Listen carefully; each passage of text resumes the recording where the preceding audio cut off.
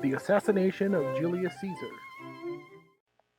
On this date, March 15th, 44 BC, Roman dictator Julius Caesar was assassinated.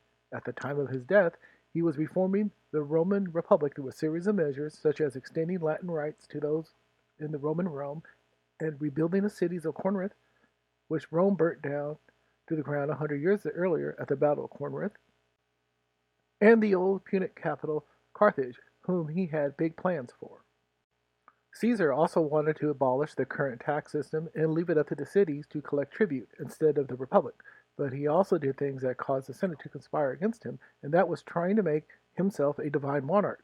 He issued coins with his face, and a statue of him was placed next to those of the old Roman kings. The Senate even gave him a golden throne, and he was allowed to wear his triumph clothes whenever he pleased. A month before the assassination, the Senate named him dictator in perpetuity as he was about to wage war against the Parthian Empire. He also passed a law which will allow him to appoint all consuls, magistrates, and tribunes because he wouldn't be in Rome, making him all but king in name.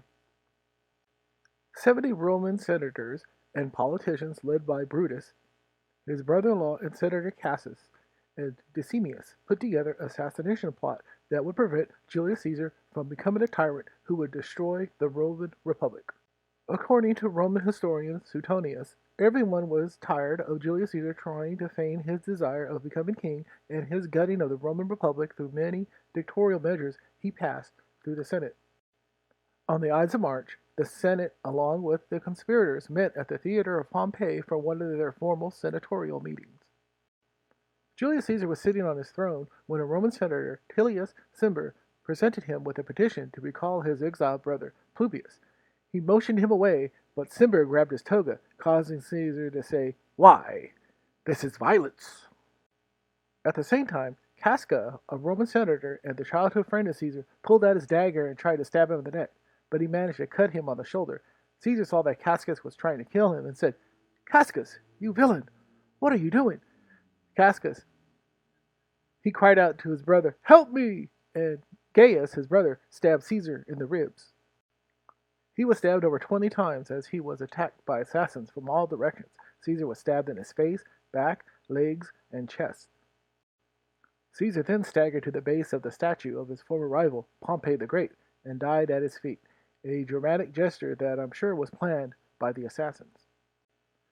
After his murder, Brutus and the assassins took to the streets of Rome to announce, "People of Rome, we are once again free!" But instead of the cheers, they were greeted with silence, as the streets were empty, because as soon as the rumors of Caesar's death got around, everybody went into their homes and hid. Julius Caesar's corpse laid on the floor of the temple for quite some time before he was carried out by 3 slaves. According to his autopsy, he was stabbed 23 times. The fatal blow was the knife wound to the ribs. The cause of death was massive blood loss. Caesar's right-hand man, Mark Antony, not the singer, who accompanied Caesar to the Senate meeting, was detained by one of the assassins as Caesar entered the temple and reportedly ran from the scene after they killed Caesar. Hours later, Antony summoned the Senate after seeing his dead mentor's body, vowed to not punish the assassins and to continue things as they were to prevent the government from falling apart from a potential civil war. All this made Caesar's assassination an impotent act. The death of Julius Caesar did not end the dictatorial reforms that he had the Senate pass, but in death he was deified as a Roman god, something that the assassins feared would happen, and also it marked the beginning of the end for the Roman Republic.